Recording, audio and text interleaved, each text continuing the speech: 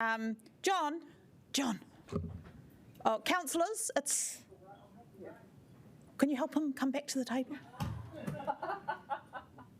He's Oh yes, we cannot say anything. No, that's right. Only peace, love, and mung beans. All right. No mai haere mai ki tēnei hui. Welcome, councillors, and we're here for a 1 hour session on Te Ngakau, and we're going to do the whole presentation first and then take questions, but put your hands up and I'll keep a list here.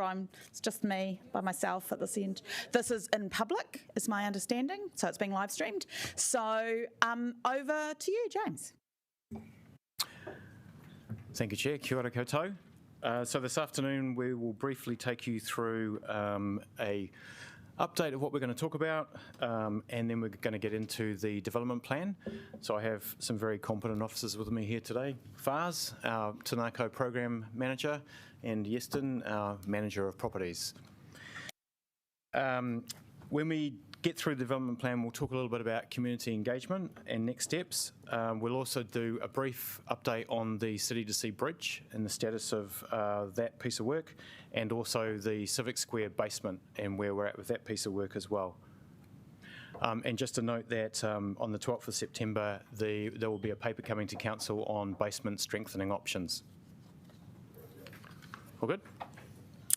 Okay, so today's presentation represents a key next step in bringing life and vibrancy back to Te Ngakau Civic Square, a precinct that will and should become a character-defining area for our city, as we heard from Vida this morning how important it is in the broader city landscape. The Civic Square will be a great example of where local government and the private sector can work together to deliver for the community. We have the opportunity here to unlock creative and economic potential in the city through this program by working in an innovative and collaborative way with the private sector and with city resources.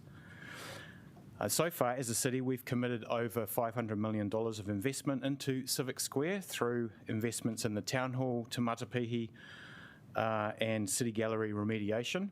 And we have a further $65 million of funding committed in the LTP to address the basement supporting the square and the City to Sea Bridge and the old Capital E building remediation as well. All of these investments to date have been necessitated by the earthquake-prone building rules in the Building Act. None of these projects are nice to have, or dare I say, vanity projects. They represent core community infrastructure for our city that generates knowledge, cultural, economic and civic outcomes for the city. What we've done and what we're enabling through the Te Ngakau Development Plan is to leverage off this investment that we've had to make in these earthquake-prone building remediation projects, and to partner with the private sector and create something of a significant and lasting value for the city. The current set of projects will result in upwards of 11,000 people per day using this precinct, potentially using this precinct. This focus of people and activity generates very interesting opportunities for private sector investment in developing out the rest of the square. Both Precinct Properties and Willis Bond, our current partners, can see this opportunity and are working on designs that will expand and extend the activation of Te Ngakau, creating an engine of vibrancy for our city. The Te Ngakau Development Plan represents a cohesive, integrated and resilient outcome for Te Ngakau. It's been developed in collaboration with our Tākaihere Mana Whenua partners and identifies choices that you, the Council and the City, can make. Many of the options for Te Ngakau require no further investment from Council than that's already been committed. Adaptability is a key principle within this plan. Choice and emphasis can be given to maximising green space, maximising creative and cultural spaces, generating commercial outcomes, activation of the precinct, and resilience and climate change adaptation. There's various different choices and emphasis that you and the city can make in terms of this plan, and this plan helps you to do that.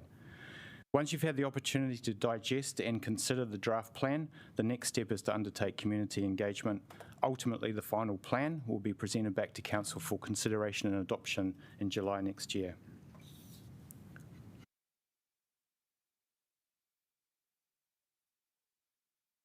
Mistake. Sorry, I think it's my slide next. Sorry.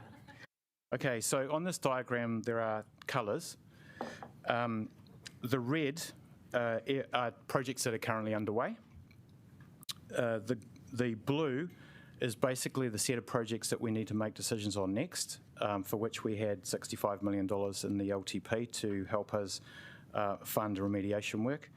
And the green are really future decisions and future options. Thank you, James. I'm going to delve into the Te Ngakau development plan itself, and there's a lot of slides, so I try to be as fast as possible and also save some time for you to ask questions after that. So, and there is an entire report which is around 130 pages that we will share with you after this meeting, so you can read that one too.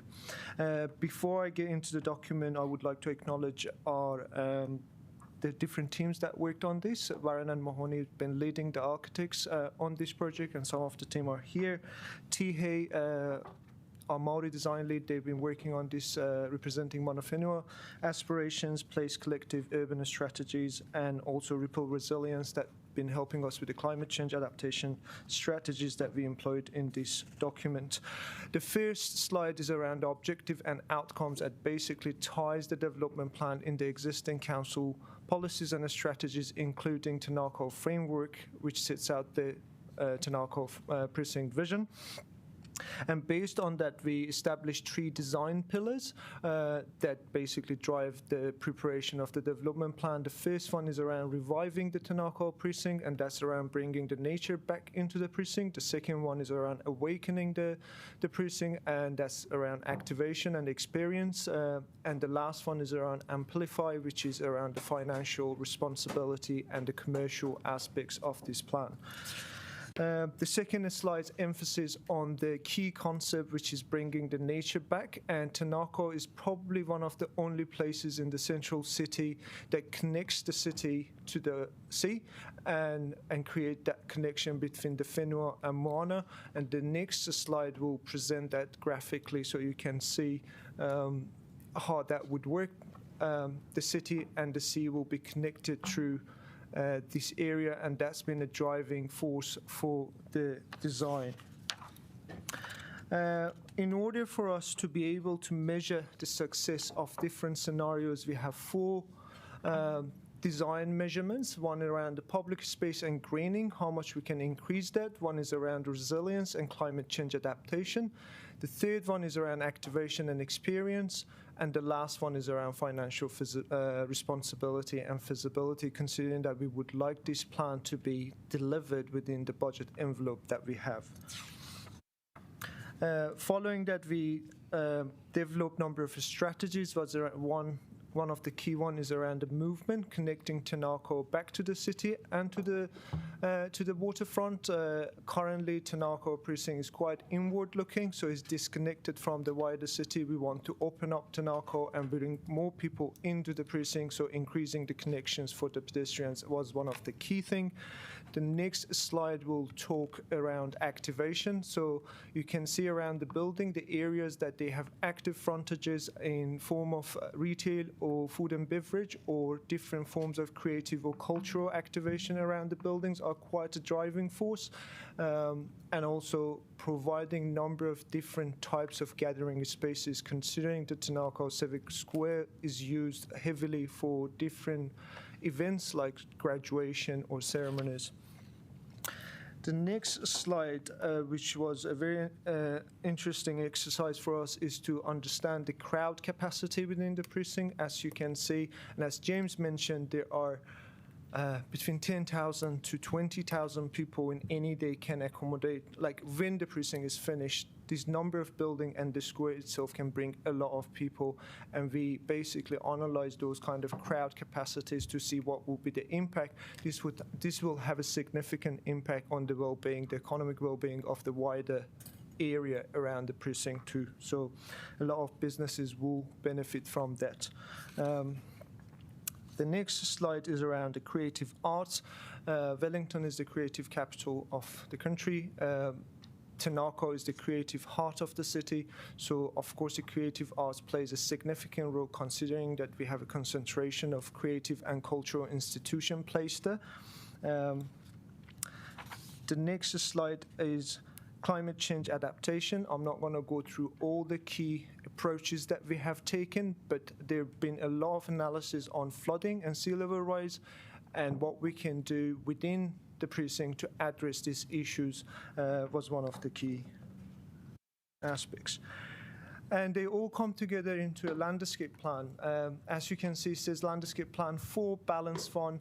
There are a number of scenarios around these landscape plans, and the reason for that, there's a number of decisions that needs to be made which will impact these plans as we go through the development of the area. For instance, to the west of the precinct, most of the decisions are made or pending, but to the east of the precinct, when the bridge is on Micafella Centre, those decisions hasn't been made yet, so there will be changes in the future, and that's why those numbers relate to different scenarios depending on different decisions on different building size or areas.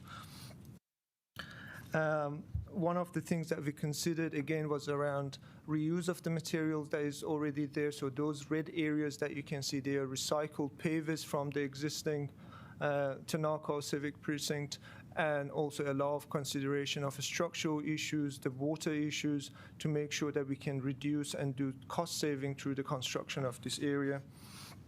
And the next slide is the first kind of realistic visual of the precinct. This is from the Mercer Street corner, looking at the library and the Precinct Properties building. Precinct Properties is still working on their design, so this is a placeholder, but it gives you a sense of how does it look like if we implement this plan in the future. This is the side of the precinct that council has made most of the decision about. And we are not showing the other side that is still in question. The next slide is the same angle, but from a pedestrian point of view, so you can see the gallery, and you can see, if the camera is slightly tilted, you can see Farawaka on the other side of the precinct too, and the library to the left, and the Precinct Properties building to the right. And moving to the next basically section of the development plan is around all the options that we have considered for different buildings and different sites. The first one is Cab and Mob, as you know, is under negotiation with Precinct Properties. We have two mega options for Micafella Centre. One is to retain it, and one is to demolish it and build a new building. We have 3 options for Jack Island Green, 3 options for City Gallery, and 4 options for City to Sea Bridge. We are not recommending any of these options. This is just to architecturally visualize what are the possibilities. All these options have sub-options, so when we come for each of these buildings, we bring all those options to you so you can make a decision with the cost estimates attached to them. This is just showing what is physically or architecturally possible within these sites. In terms of Micafella Centre, as I mentioned, one option is to strengthen and adapt it. That's why we lifted the building to show the ground floor can be redesigned to be better utilized, and the rest of the building will be strengthened. Of course, this has a number of sub-options, how that strengthening can happen, and what are the cost, basically implications of those options. The other big option is basically to next slide, to demolish Micafella Centre and build a brand new building. And again, this has a number of sub-options. It can be a new multi-purpose music venue. It can be a new office building. I know it's kind of scary, but I need to be honest. It's just options. They are options. Yeah, exactly. Who to decide? And the next slide is around the City Gallery option. You may wonder why we're even considering the City Gallery. If hypothetically the bridge is demolished, there is a ramp that goes at the back of the gallery. That ramp will become redundant, and that will create an empty space in front, at the back of the gallery facing Harris Street. So we have considered what can we do. The first option is basically do bare minimum and turn that space into a plaza facing the 68 Whiskey, which is the council offices. That's the first option. The second option is to do a small extension. The gallery, as you may know, doesn't have a collection. The reason for that is that they don't have a storage space. this small extension can help with that issue, also provide a bigger space for Ngakau Cafe or any other cafes that will be in that place, and better facilities for the gallery. And the third option is having a larger extension. This can be tied into discussions around the Wellington Museum, Bondi Store. As you know, we have some money to strengthen that building. One possibility is to divest from that building, build a brand new building, an extension to the gallery, and bring all the operations of the Experience Wellington together. This can be cost neutral, as instead of investing in the Bondi Store, we can invest in this. These are all long-term options. These are not decisions for now. And again, we are considering what are the possibilities. The next slide is around the City to Sea Bridge. Again, I'm expecting, yeah, exactly, controversies around this one. But the first option is around retain and strengthen the bridge and the joining structures. The bridge by itself is a small structure on top of the road, but is attached to the seawall on the lagoon, and also the former Capsule E building, which provides the roof of it provides connection to the bridge. So that's one option. James will delve into those options further at the end of this presentation. The next option is to have just a pedestrian crossing instead of the bridge. The third option is have the pedestrian crossing and a new bridge integrated into Micafella Centre. And the next slide shows how does it look like if the bridge is gone, and we wanted to visualize that so people can understand the implication of removing the bridge. The next slide is around Jack Island Green. Again, it has a possibility to be better designed, better utilized. That's one option. The other option is have a small development on the site that can be, again, a commercial. This building, as you can see, there is the floor areas to the left of the slide. That's around 5,000 square meter of commercial space that can bring revenue to the council.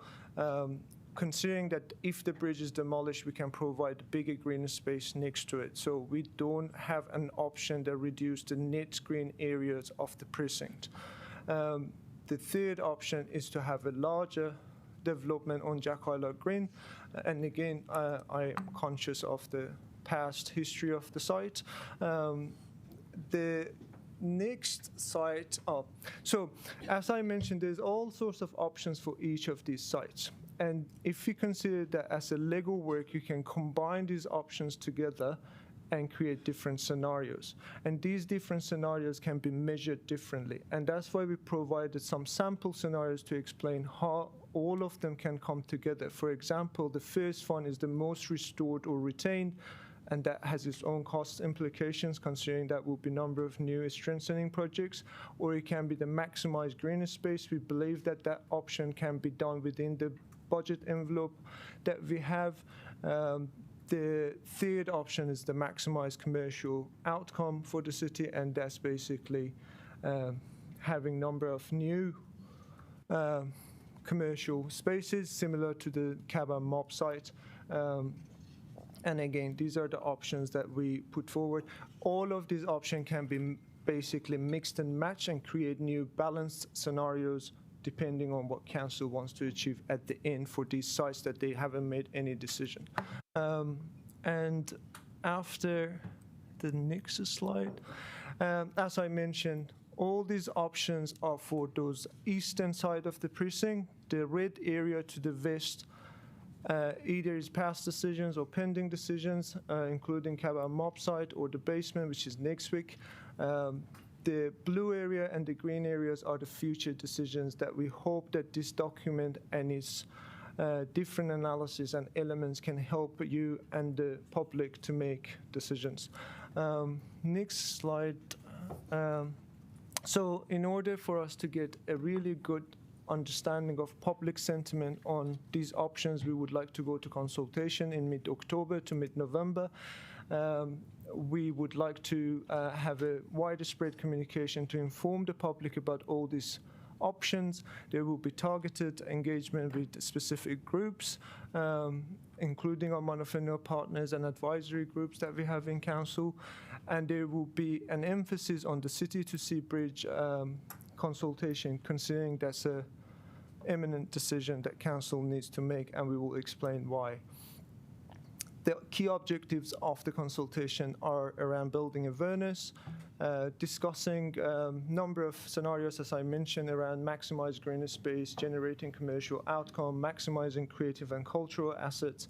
All these scenarios will be put to the public and to get their feedback and understand the public sentiment on the different options for the bridge. And also build a better relationship with all the stakeholders that we have around Ngakau. Just a note, we have been discussing with a number of stakeholders to this date, including NZSO, NZSM, Experience Wellington, a lot of businesses and residents, so they're conscious of our plans, and we have further discussions with those ones that they're located in the precinct or around the precinct. The next slide goes to James. Thank you. So I just want to talk very briefly a little bit more about the City to Sea Bridge, because we appreciate fully the importance of the bridge to many of the people in the city. The bridge, as Faz has mentioned, consists of 3 separate elements that are all geotechnically connected, which probably at the time was like quite a brilliant idea. But as a result of recent earthquakes that have hit the city, especially in 2016, and what has been learnt around how the land reacts in some of those earthquakes, and the resulting of buildings having to be took down, especially those around the harbour side like Stats and BNZ, a lot of new knowledge has come out of that. The net of it is, as our investigations, our engineering investigations have shown, there is a serious risk of liquefaction in an earthquake of the land around that bridge, which would mean that the bridge would be, obviously, it would be damaged and unusable, etc. So at the moment, on the Capital E building itself, the MBS is about 20%. The DSA on the bridge is also around 20%. We have had investigations done by Hofcon, Tonkin and Taylor. They've all been peer reviewed by Becker. So we're very confident in the advice that we've been given around those structures and that piece of land. We've also done a life safety assessment on the bridge by Kestrel with the recommendation that is written there, which basically says that we're all right as long as we deal with this bridge in the foreseeable future. And in considering options for the bridge, we do need to think about strengthening the bridge requires strengthening the Capital E building and the lagoon seawall. It's not something that can just be done on the bridge. And that itself would require a significant amount of ground improvement to the seawall, which would actually take Jervois Quay out of action for a significant period of time, which is probably unfeasible. Or is it infeasible? Infeasible. Strengthening the bridge is possible, but it would have significant cost, and we're talking, the very, very high level estimates that we've had to date are hundreds of millions of dollars. In a moderate or significant earthquake, if the bridge is even moderately damaged, the council must close the road corridor below it and accept all the impacts of having that closed for an extended period of time while something is done, which will almost certainly be demolition of it. So given the independencies of the bridge and the structure, etc., also around the basement loading dock for the town hall, so the road that comes in off Harris Street, and then the piece of road that goes up the back of the MFC, that's how the town hall is serviced in terms of acts and performers, etc., bringing equipment, etc., in and out of the town hall, and hospitality is serviced via those entrances of Harris Street and MFC. They're bordered by this entire structure. Anything that's done to that entire structure is going to take those entrances out of commission, and we can't really operate the town hall with those out of commission. Now, the good news is that it's likely that the town hall is ahead of schedule. It's likely, right? What that means is that we have to get on and make a decision on these structures sooner rather than later. So just going to the next slide. On the basement strengthening itself, so we said that we'll be bringing a paper very shortly to council on basement strengthening options. This is the facility that sits underneath the main square itself and connects all the buildings together. It's important that we fix it. It's critical to the functioning of all the other buildings. The MBS is 20%. We have identified multiple different options. which are listed there on the slide. Our preferred option is to strengthen to 35% of MBS from above, and that cost is around 26.8 million, which fits within what we estimated that make up that 65 million that's in the LTP for dealing with these structural elements. Okay, there's a lot to take in there, appreciate that, but we didn't really know any other way of delivering all of this other than this way. You'll probably have some questions, and there'll probably be lots more questions in the next few days, so you're welcome to talk to myself, Faz, and Yeston at any point. Before we go into questions, because I saw some responses, and I think it's just important that we note that the team has put a lot of work into creating different options and scenarios for us, but these will all come to us for decisions. So there's no kind of point either freaking out in a negative or positive way about these things before we get more information and actually make decisions. To start, the City to Sea Bridge, and we had the impression, I think, that we had made a decision through the LTP and in terms of removing the funding. So, and we did hear, that went to the public, and we did get submissions on that topic. So, why does strengthening have to be? Why do we have to present that again as an option when we, I mean, I know in local government it sort of feels like no decision is final, but.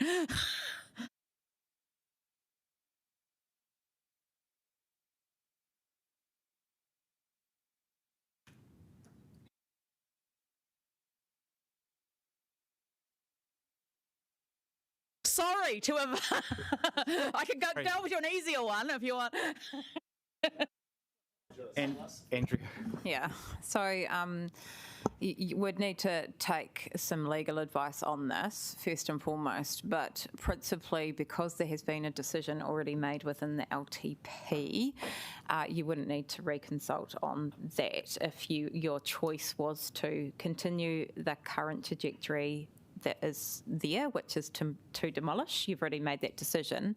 I think what the team are trying to do here, and please correct me if I'm wrong, is to present all of the options within the Ngakau Civic Square that are available and the interdependencies of the bridge across the Civic Square, because it's not in isolation, and the challenges with it. But when we do bring back advice, we'll ensure that it is linked with the previous decisions that have been made. I think that would be helpful, because I think it does help if we've taken some options off the table, at least through our LTP process.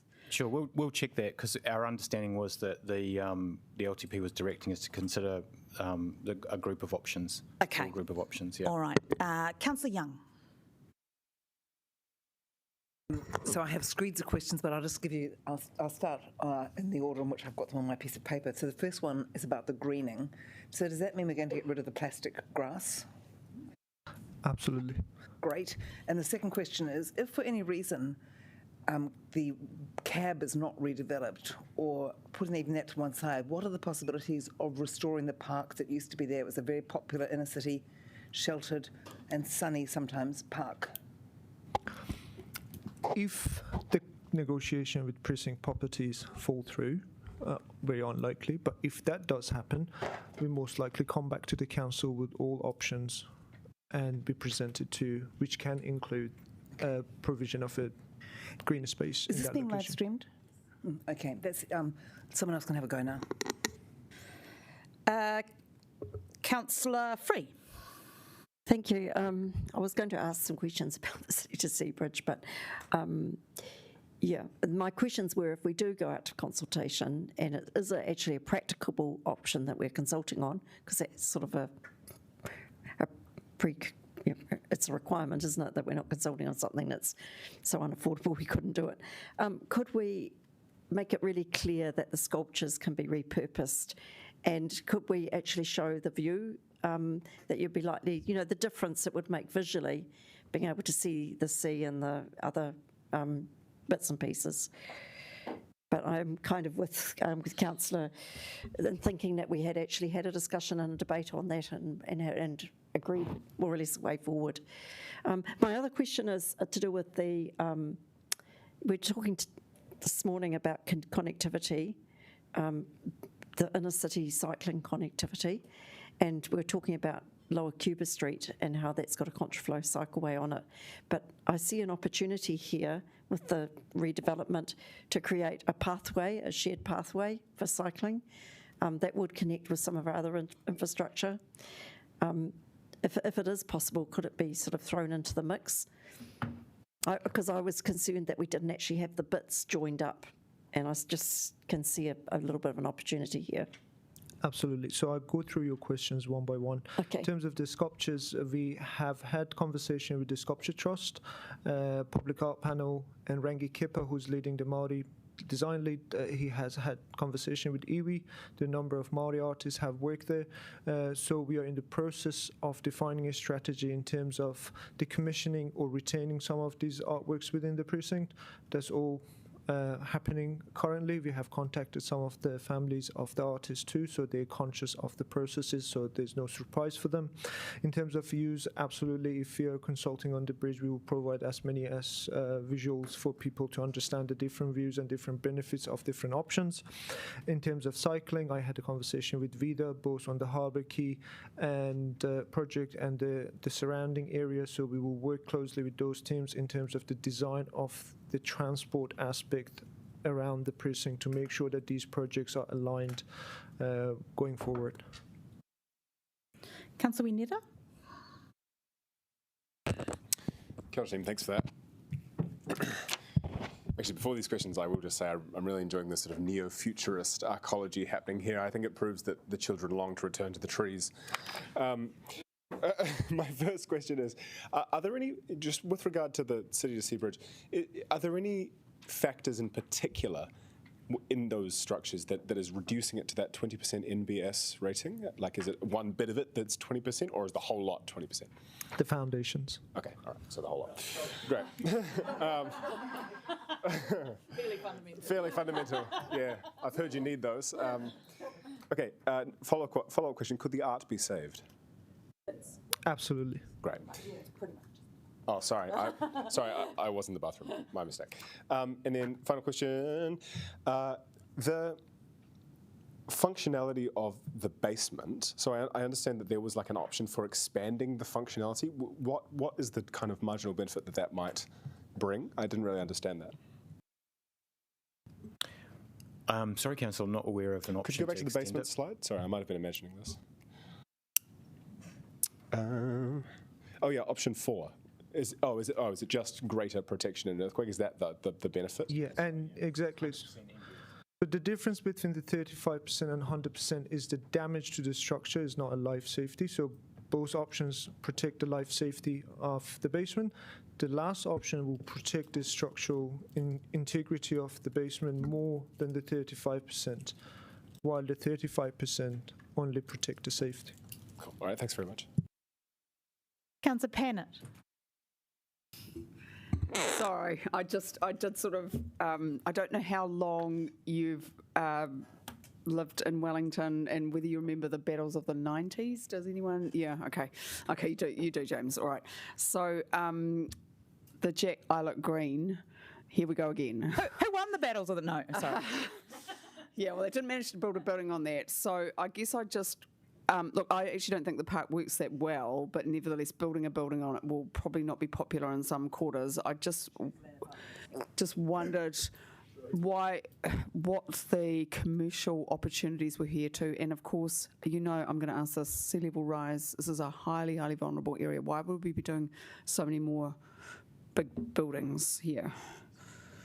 In terms of your first question around the challenges in the past.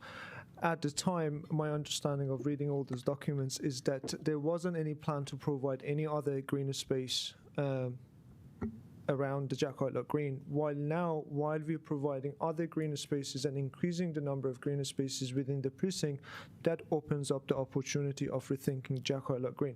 Again, we are not recommending to put a building there, but this is a possibility now that is opened up because of the discussions on the bridge. So that's the first thing. The second thing, in terms of the commercial opportunities, there is the possibility of doing similar things that we have done with Micafella Centre Car Park and the Caban Mob site to work with a private developer to build a building And again, that goes through its own process, decision making, and we will bring back to you those options. It is just an architectural or basically an urban possibility for that site. The sea level rise issue. So Tonkin and Taylor, Oricon and Warren and Mahoney, they've done a lot of work on the sea level rise issues, the flooding, the stormwater system response within that area. So we exactly know what are the levels of the water, different climate change modeling we have done. There are solutions. It's not like I don't want to say that things are good. Of course, there would be a sea level rise and there will be impact on the area, but we have mitigation methods to address those issues. And I think all the private developers would consider that. They would raise the ground floor to a level that is above the climate change level of sea level, and there will be flood mitigation within the precinct and around it. And the green space, sorry, I'm just not clear. Can you just go into a bit more detail exactly how much? Because the pretty pictures didn't quite. So on top of the roof? Sorry, at the back here near the MFC? Sorry, let's. Yeah. Just. So I think, Faz, that there are different scenarios, but all of them include more green space than there is currently? Is that? So I guess my question, is there going to be a large green space where people can hang out, or is it going to be distributed? Sorry, it just wasn't clear from. Oh, sorry. Yeah. So there will be a large one and a number of smaller ones, but in all the scenarios that we have considered, the net green area is higher than the existing situation. And that was a key priority for us to make sure that the plastic, no astroturf. I'm going to, sorry, first of all, can we use our mics? You can go back on the list. Councillor Rogers.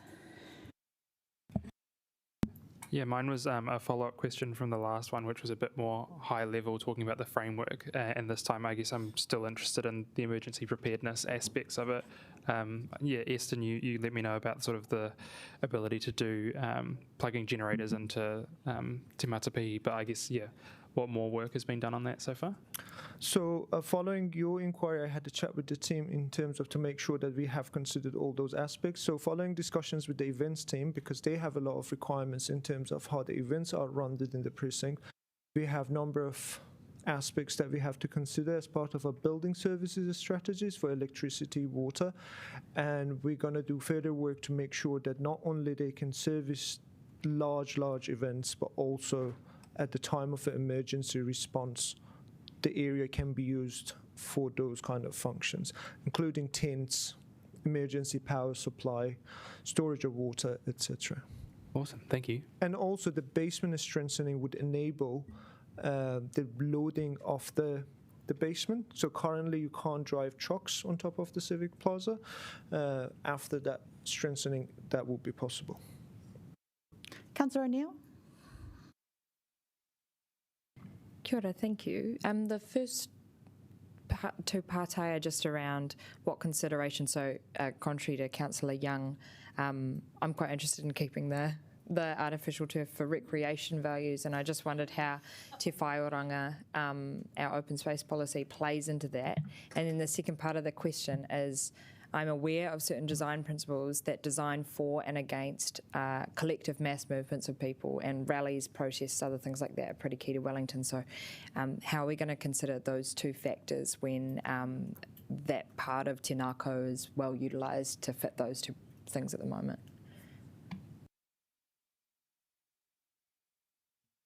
So in terms of the AstroTurf, while I understand that it was very well used when the Te Ngakau was closed for a while, that people, kind of use it for lunch breaks or sit on it, and however, it's not a formal, permanent solution for people to. What we are doing is that we're providing a lot of kind of hangout areas for people to sit, have their lunch, and enjoy the green space. So there's a smaller gathering spaces, while the square itself can be used for large gatherings. In terms of your second question, in terms of the mass movements and crowd management, we have had a number of conversations with the events team because they manage those events. So they've been very helpful in terms of the width of the areas, how people will be channeled to the street, how they come, how they leave the place. And we will have further discussions with the police because they have an interest in how the area will be managed at the times of the protest. Police has shown us, basically expressed that they're quite keen to bring Ngakau back because it's very difficult for them to manage marches in other places. So that's a key factor for us. Thank you. Last partai, are there options to do nothing in terms of the Jack Islet Green, or are there any ways? I know it's good decision making to do all the decisions at once and have a big strategy, but is there any way that we can push one of these decisions out a little bit and wait for private interests to speak up? The critical decisions that we need to make are on the basement and the Kepi Bridge structure. Those are the critical things, but spaces like Jack Islet Green and any other the elements that we mentioned, say for example around the City Gallery, they could be made later. In terms of completing an attractive and complete looking, landscaping at the end of the project, you would want to decide ultimately what you're going to do with Jack Islet Green, not too late.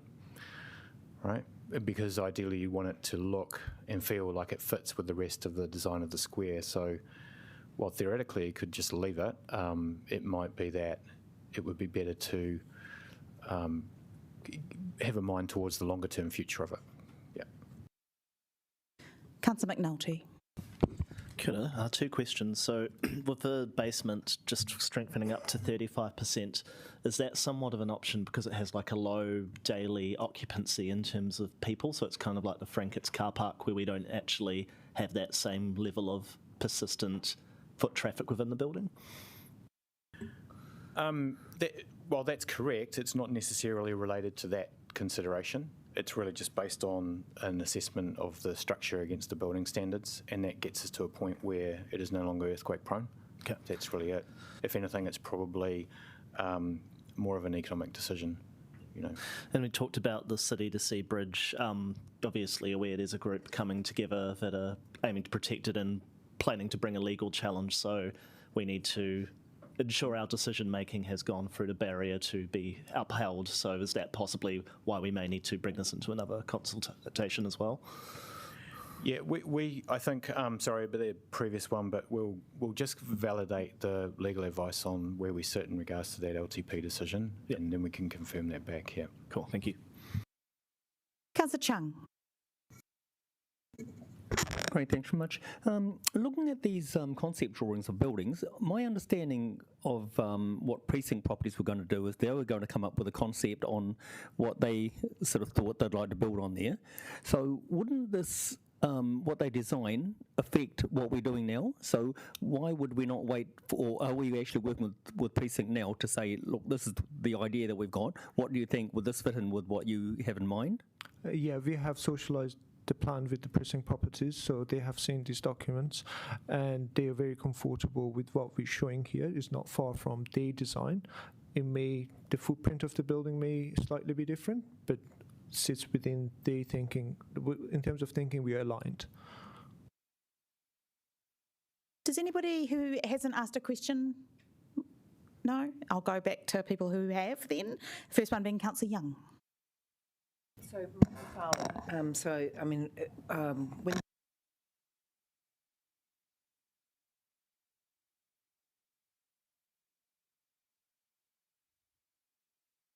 or something like Michael Fowler, assuming that we decide to strengthen the Michael Fowler because that is more feasible economically and politically than demolishing and rebuilding, will we sort out the horrifying access issues in it? Because thinking of those very steep, narrow staircases, the one lift and the demographic of the people who use it. there is a lot of work is being done on Microphella Centre strengthening options, and we are planning to bring back June 2025 to the council for all the strengthening option, including the aspects of retrofit within the building that will be part of the envelope. And different cost implications of those options for you to make that decision. Which way do you want to go? Thank you. So the Jack Islet Green, I thought one of the reasons that nothing was done with it was because the regional council wanted it kept as a bus stop. That was the whole thing when we were. Can you remember that? When they were going to have mass rapid transit or whatever, it's going to be one of the key bus stops. If there is any need for a transport hub around Ngakau, Well, not so much a hub, just a sort of major a station, bus stop. it is possible when that decision is made around the Jack Islet Green, and if there is a decision to have a building there, that building can accommodate a transport station of some sort. We haven't gone to that level of detail in terms of what exactly happens on the site. Because it's not that big. Yeah. So one last question. When we go to consultation, will we include indicative costs and the possible effect on the rates? Because it's all very well to say, what would you like to have? But when you say, what would you like to have, and this is how much it costs, it can sometimes change people's mind. Yeah, so what we said up front was that, there's a certain amount of money that's been allocated so far to these projects. It's in the LTP, and then there was the $65 million to resolve the key structures that I mentioned, the basement and the Cappy building, bridge, etc. Right. So what we've tried to present are options that all fit within that, with the exception of a remediation of the bridge option, fixing the bridge option. That's the only one that would require additional funding. For people who are not immersed in council, whether that is perhaps not clear enough when they get their rates bill, the effect it might have. So depending on the answer on the question that Rebecca raised up front, sorry, Madam Chair raised up front, then if we were to include that option in the consultation, we would put some estimated costs against it, yes. Councillor Pannett. Just following on from that, I'm just wondering if this is the right time to be going out with a proposal that might mean many, many, many millions of dollars. That's entirely up to the options that you choose, basically. Yeah, but I guess that's part of the advice. Okay, so we can... Yeah, I think officers have made clear that there it is possible to do this project within the funding allocations that we've made, and that is going to be a live option. Okay. The basement...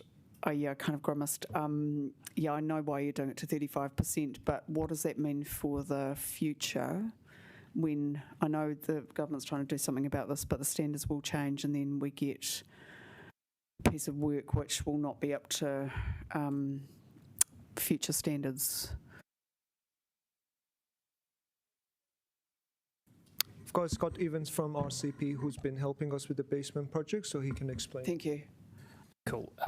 Yeah, this is working. So the reason that this is 35% is that the liquefaction underneath gets initiated and the building will deform and essentially damage the hollow core that's on the top of it. So the building rating is not actually specifically, or not largely affected by increases in loads. So you would have this issue, doesn't matter if you use the current standards or the new standards. The other thing to note is that with the changes in how assessments are being done at a MB level, the new standards will not apply to the MBS rating under the current scheme. And so if it's 35% now, even when they change the rating system, that they change the new code, it'll still be 35% MBS. I guess I'm thinking a bit longer term, maybe not 100 years, but 30 years, that, it will be a different regime. Yeah, I mean, that is always a possibility, and we can maybe get some advice from Oricon, who's in the specific structural engineering, about what that would mean, but at this stage, it's not likely to impact that rating. Okay, thanks. And I'd just maybe like to support Councillor O'Neill's thing about the field. It did provide some inner city space to, kick a ball around. So, I guess I'd just maybe interested in exploring that a little bit when we get the paper. Thanks. Councillor Free. Yeah, and apologies if I've missed hearing this, but I just wondered if you could explain how a new accommodation will connect to the city to the Civic Square. I see little arrows, but yeah, what's the plan?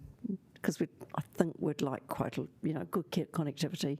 So I guess I could give you an opinion. My opinion would be that the option that showed the plaza entrance to Gallery from Harris Street would create the nicest connection between the new staff accommodation and the square. Well, that. And across the road, there would be like a at-grade pedestrian crossing. What's planned?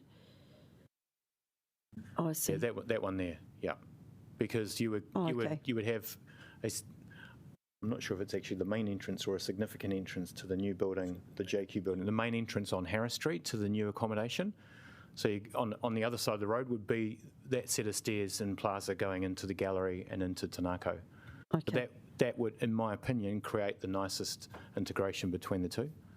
And maybe adding to what just James said, depending on the decision that we make on the bridge and potentially Ngakau Lock Green in future, then we can make decisions around Harris Street and how Harris Street is designed to enhance that connection between 68 Jervoisky and Tanako.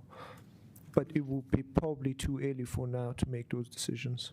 Okay, thank you.